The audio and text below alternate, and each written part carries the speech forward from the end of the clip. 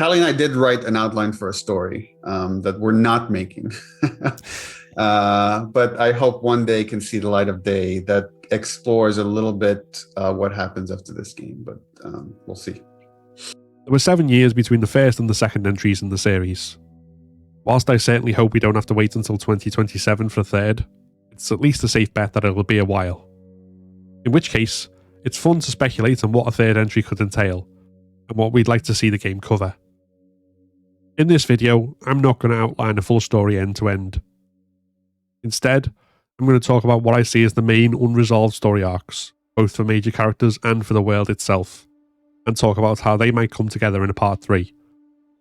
This still leaves open the possibilities for more than one ending, and while I have my own notions about what that ending could or should be, I'm sure you will also have an idea of where you want things to go.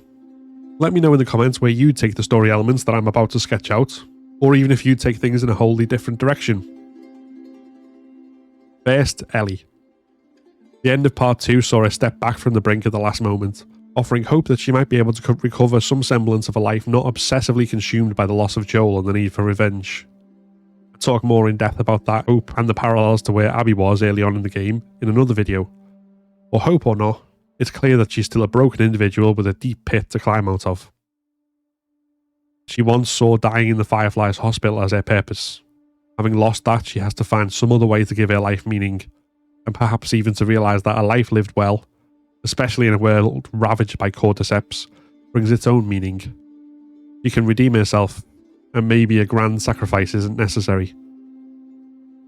As for Abby, she's come out at the other end of the journey Ellie has still yet to make.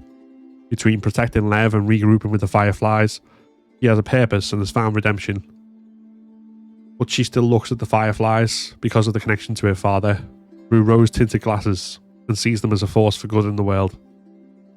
That same narrowness of focus saw her become Isaac's top scar killer when with the WLF, even justifying atrocities such as the slaughter of Seraphite children who threw rocks at the wolves.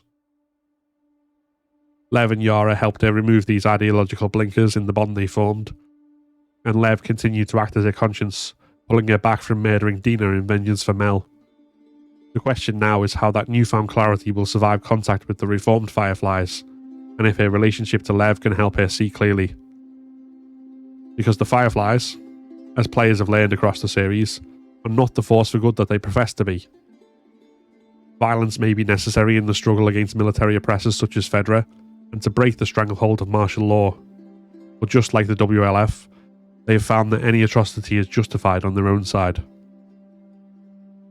When Ellie journeys through the Natural History Museum, she finds the scribbled and painted words of a man driven mad by what he did as a Firefly, and feeling beyond atonement. Not just armed struggle, which circumstances made necessary, but torture and murder.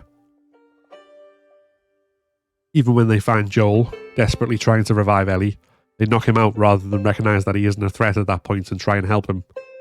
And, of course, they leave Joel with no choice but violence when he objects to a procedure that will kill Ellie. The Fireflies don't go in for informed consent if it might interfere with what they want. It's worth noting that it is entirely possible in the present to do brain biopsies without automatically killing the patient. This may suggest that the 20 years since the outbreak have regressed medical technology, or that the Fireflies didn't have the tools at hand to do the biopsy safely, and yet still they chose not to wait. Given that in the real world we don't have a single licensed vaccine for an invasive fungal infection, it's fair to speculate that killing Ellie may even have been counterproductive. Keeping her alive and being able to take further biopsies as they work through painstaking research would have served them far better. But this speaks to the Firefly's sense of desperation, unquestioned self-righteousness, and refusal to brook dissenting views. On the edge of collapse, they were so focused on doing what they thought necessary to reassert themselves, that they would not only take a young girl's life without informed consent, but they would even be so reckless and hasty in their actions that they would unthinkingly put their own aims at risk. There's no reason to suppose that a reformed Firefly organisation would be any different. Finally, we have Jackson and FEDRA. Jackson is, for me, the true embodiment of hope in the world of The Last of Us. Not a paramilitary organisation which fights against government tyranny only to replace it with its own dictatorship, but a truly self-sustaining community built on cooperation and trust. With the collapse of the old world, and the deterioration of the things it manufactured, more Jacksons is what the world needs for the human species to not only survive but to thrive in something we might call civilization. FEDRA, meanwhile, was as much on the brink of collapse as the Fireflies. Boston may well have been the last quarantine zone still under military control, even at the start of the first game. It remains to be answered whether this means nothing remains of the United States that once was, or whether they remain a force, regrouping somewhere and biding their time. What does this all mean for a third game? For me, it means that a conflict is inevitable. If the Fireflies are regrouping to pursue their purported aim of restoring the order that existed before the outbreak, then that means tearing down what has sprung up in its place.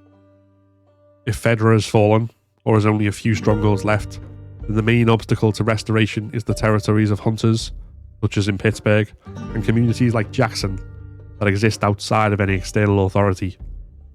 If the Fireflies also learn that Jackson is where Ellie lives, thus holding the key to the cure, the incentive to attack only increases.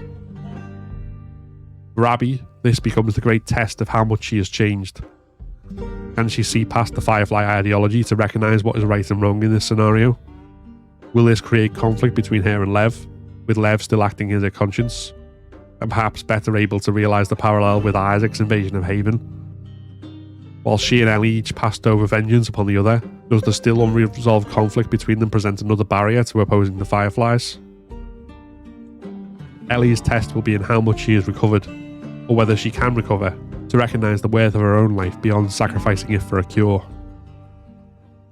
If some in the world recognise how flawed and simplistic the Firefly's logic is, killing Ellie doesn't guarantee a cure and may even threaten it, then both women will face that added dilemma between blind hope and recognising reality for what it is.